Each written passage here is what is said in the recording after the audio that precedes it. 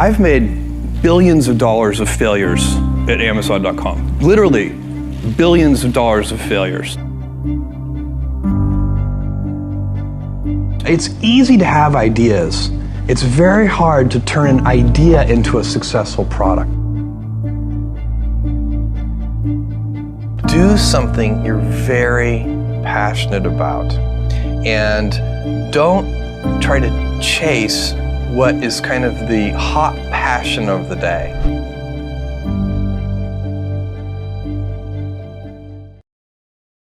My job, one of my jobs as the leader of Amazon, is to encourage people to be bold. And people love to focus on things that aren't yet working. And that's good, it's human nature. That kind of divine discontent can be very helpful. But it's incredibly hard to get people to take bold bets. And you need to encourage that. And if you're gonna take bold bets, they're gonna be experiments. And if they're experiments, you don't know ahead of time whether they're gonna work. Experiments are by their very nature prone to failure. But big successes, a few big successes, compensate for dozens and dozens of things that didn't work. So, bold bets, AWS, Kindle, Amazon Prime, our third-party seller business, all of those things are examples of bold bets that did work, and they pay for a lot of experiments. I've made billions of dollars of failures at Amazon.com. Literally, billions of dollars of failures. And you might remember Pets.com or Cosmo, or give myself a root canal with no anesthesia very easily. None of those things are fun, but they don't matter. What really matters is companies that don't continue to experiment, companies that don't embrace failure. They eventually get in a desperate position where the only thing they can do is make a kind of Hail Mary bet at the very end of their corporate existence. Whereas companies that are,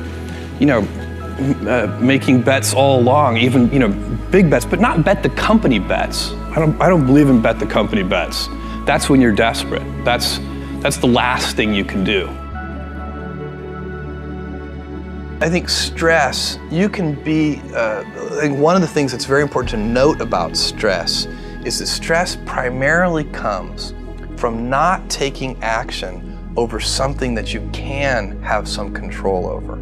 So if I find that some particular thing is causing me to have stress, that's a warning flag for me. What it means is there's something that I haven't completely identified, perhaps in my conscious mind, that is bothering me, and I haven't yet taken any action on it. I find as soon as I identify it and make the first phone call or send off the first email message or whatever it is that we're gonna do to start to address that situation, even if it's not solved, the mere fact that we're addressing it dramatically reduces any stress that might come from it. So stress comes from ignoring things that you shouldn't be ignoring, I think in large part. So stress doesn't come, people get stress wrong all the time, in my opinion. Stress doesn't come from hard work, for example. You can be working incredibly hard and loving it. And likewise, you can be out of work and incredibly stressed over that. So, and likewise, if you kind of use that as an analogy for what I was just talking about, if you're out of work, but you're going through, a disciplined approach of, a series of job interviews and so on, and working to remedy that situation, you're going to be a lot less stressed than if you're just worrying about it and doing nothing. It's easy to have ideas. It's very hard to turn an idea into a successful product. There are a lot of steps in between, and it takes persistence, relentlessness. So I always tell people who are, who think they want to be entrepreneurs, you need a combination of stubborn relentlessness and flexibility. And you have to know when to be which. And basically you need to be stubborn on your vision, because otherwise it'll be too easy to give up. But you need to be very flexible on the details, because as you go along pursuing your vision, you'll find that some of your preconceptions were wrong, and you're going to need to be able to change those things. So I think taking an idea successfully all the way to the market and turning it into a real product that people care about and that really improves people's lives is a lot of hard work. I don't really remember the exact day or anything, but when I was in college is when I started thinking about wanting to be an entrepreneur someday. So I was not the kid with the lemonade stand. You know, I wasn't one of these kids who was always trying to raise money. I always wanted to be a scientist when I was little, but I'd also always loved computers. I was lucky because at my age this is unusual to have access to a mainframe computer from my elementary school when I was in 4th grade, and quickly learned that there was a pre-programmed Star Trek game on that computer, and then I never did anything except play Star Trek with the computer. So I don't know how formative that was. It certainly helped my Star Trek knowledge considerably. But I've always loved computers. Somewhere in college, I started watching some of the people who were like setting up, college pizza delivery services and, the core entrepreneurs, and thinking, this looks like a really fun thing to do. Do something you're very passionate about, and don't try to chase what is kind of the hot passion of the day.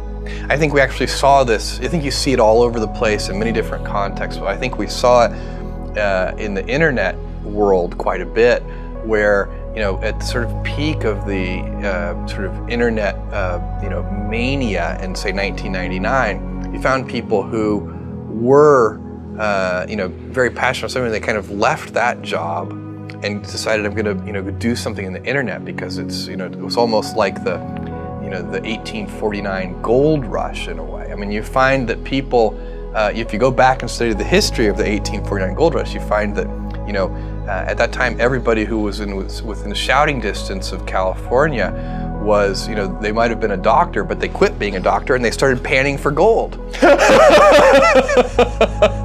And that almost never works.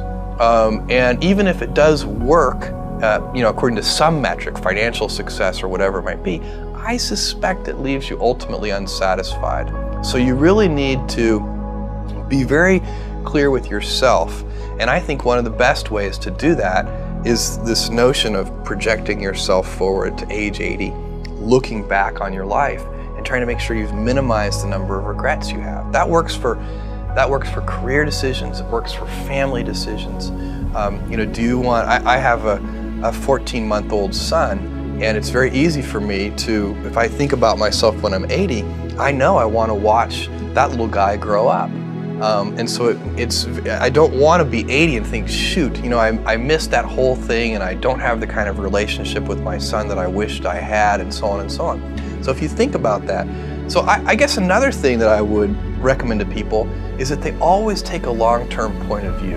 And I think this is something about which there's a lot of controversy. There's a lot of people, and I'm just not one of them, believe that you should live for the now. I think what you do is you think about the great expanse of time ahead of you and try to make sure that you're planning for that in a way that's going to leave you ultimately satisfied. So this is the way it works for me. And I mean, everybody needs to find that for themselves. So I think there are a lot of paths to satisfaction, and you need to find one that works for you. The best defense to speech that you don't like about yourself as a public figure is to develop a thick skin. It's really the only effective defense, because you can't stop it. You are going to be misunderstood. If you're doing anything interesting in the world, you're going to have critics. The only way, if you absolutely can't tolerate critics, then don't do anything new or interesting. And then you can insulate yourself. Then think how wonderful your life will be. Is that the Bezos principle? Yeah. Usually people, if you see something, I don't know, you're kind of a public figure, and things have probably been written about you that you didn't think were nice. That's true. And my advice, if you came to me and said, Jeff, this, somebody wrote this and it really hurt my feelings, what should I do? I would say, go stand on a street corner and watch in a crowded urban area and watch all the people walk by. And think about what they're thinking about. I bet you none of those people are thinking about you. If you're standing on that street corner, and really in your mind you can do this thought experiment, like, okay, there's a woman who just walked by. What's she actually thinking about? Probably maybe what she's going to cook for dinner that night, or that the argument that she had with one of her employees, or whatever it is. Like, it's not about us.